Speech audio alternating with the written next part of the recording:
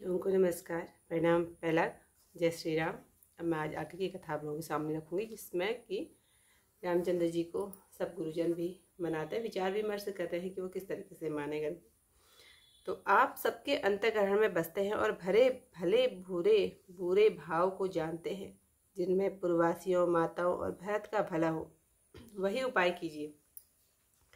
दुखी लोग कभी विचार कर बात नहीं करते, क्योंकि जुआरी को अपना दांव सोचता है। मुनि के वचन सुनकर श्री राम जी ने कहा, हे नाथ, उपाय तो आप ही के साथ है। आपकी इच्छा रखने से सबका हित है। आपकी आज्ञा अनुसार काम करने और सत्य कहने से सब प्रसन्न होंगे। पहले मुझको जो आज्ञा हो वही शिक्षा में मस्तक पर चढ़ाकर करूं, फिर जिसको जैसा कहेंगे वह उसी के प्रकार सेवा करूंगा। मुनि कहने लगे, हे राम, आपने यह सत्य कहा, परंतु भरत के प्रेम ने विचार को नहीं रहने दिया है। इस कारण मैं बार बार कहता हूँ कि मेरी बुद्धि भरत की भक्ति के वश में हो गई है। मेरी समझ में तो भरत की रुचि रखकर जो कुछ आप करें वही शुभ होगा। इसमें शिवजी साक्षी है।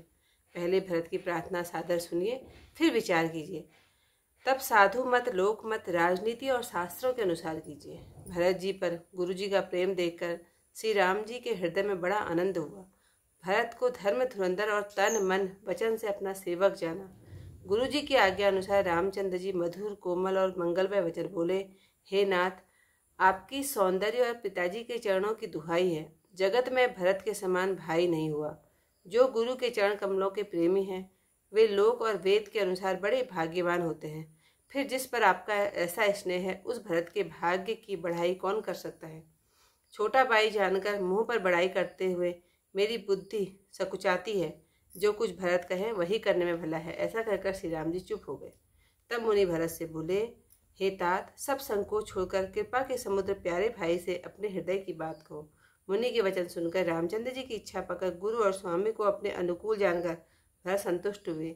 सारा भार अपने ही ऊपर जानकर कुछ कह नहीं सके, विचारने लगे। वे शरीर से पुलकित हो सभा में खड़े हो गए, कमल नेत्रों में प्रेमाश्रु भराए। वे बोले, मेरा कहना मुनिनाथ ने निवाह किया, इससे अधिक मैं क्या कहूँ। मैं अपने स्वामी का स्वभाव जानता हूँ। वे किसी अपराधी पर भी कोप नहीं करते। मुझ पर तो उनकी विशेष कृपा और प्रेम है। खेलते समय भी क्रोध करते नहीं देखा।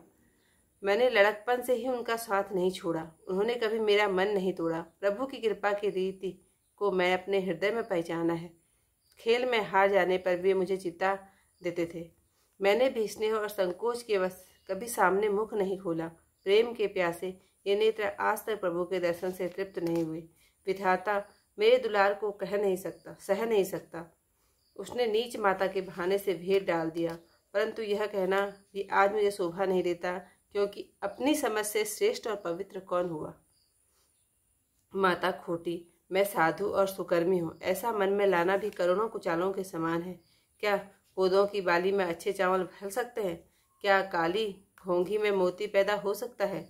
स्वप्न में भी किसी को दोष का लेस नहीं है। मेरा अभाग्य ही अथाह समुद्र है। मैंने अपने पापों का परिणाम समझे बिना माता को टेढ़े वचन कहकर वृथा ही जलाया। मैं अपने हृदय में सब और खोज कर थक गया हूँ। एक प्रकार ही मेरा भला है, वह ऐसे कि गुरुदेव सर्व समर्थ हैं और श्री सीताराम जी मेरे प्रभु हैं। इसी से मुझे परिणाम भला जान पड़ता है।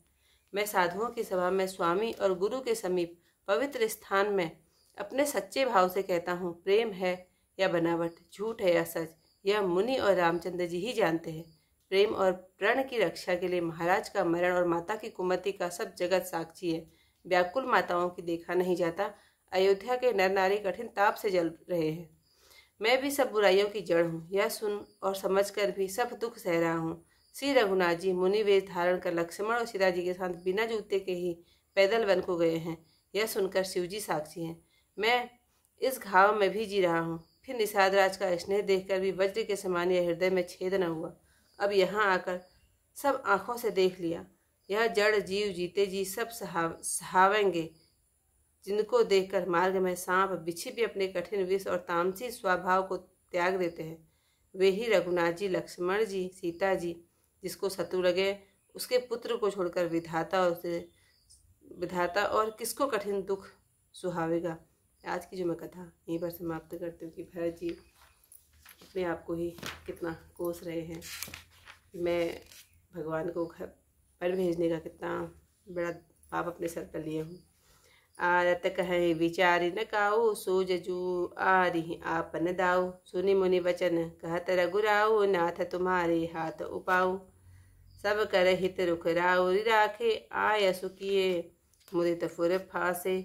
प्रथम जो आयसु मोह कहूँ होई, माथे मानि करो सिय सोई। मुनि जेहि कह जस कह बगुसाई, सो सब भांति घटी सेवकाई। कह मुनि राम सत्य तुम भाषा, भरत स्नेह विचारु न राखा। ते ते कहूँ बहोरी बहोरी, भरत भगति बस भई मति मोरी। मोरे जान भरत रुचि राखी, जो की जिय सो शुभ शिव साखी। भरत विनय सादर सुनिया, करिय विचारु बहोरी। करब साधु मत लोक मत, निपनय निगम निचोरी। गुर अनुराग भरत पर देखी, राम हृदय आनंद विशेषी। भरत ही धर्म धुरंधर जानी, निज सेवक तन मानस बानी। बोले गुर आयस अनुकूला, वचन मंजु मृदु मंगल मूला। नाथ सपत पितु चरण दुहाई, भयउ न भुवन भरत सम भाई। जय गुर पद अम्बुज अनुरागी, ते लोकहु वेदहु बड़ भागी। राउर जा पर अस अनुरागु, को कही सकई भरत कर भागु। लखि लघु बंधु बुद्धि सकुचाई, करत बदन पर भरत बढ़ाई। भरत कहई सोई किए भलाई, अस कही राम करहे अरगाई। तब मुनि बोले भरत सना, सब संकोच तजिबा तात। कृपा सिंधु प्रिय बंधु सना, कहूँ हृदय के बात। सुनि मुनि वचन राम रुख पाई, गुर साहिब अनुकूल अघाई। लखी अपने सिर सबु सरु भारू, कही न सकही कछु करहि विचारु। पुलक शरीर सभा भय ठाड़े, नीरज नयन देह जल बाड़े। कहब मोर मुनिनाथ निबाहा, एहि के अधिक कहो मैं काहा।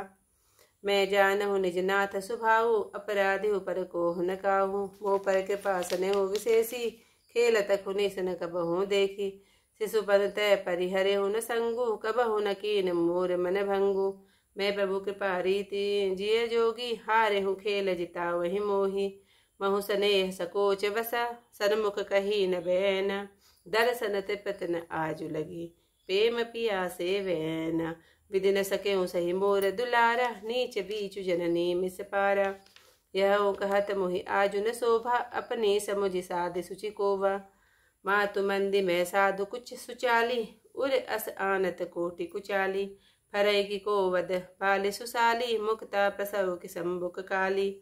सपने सो दो सकले सुन काहू, मोर अभाग उदति अवगाहू।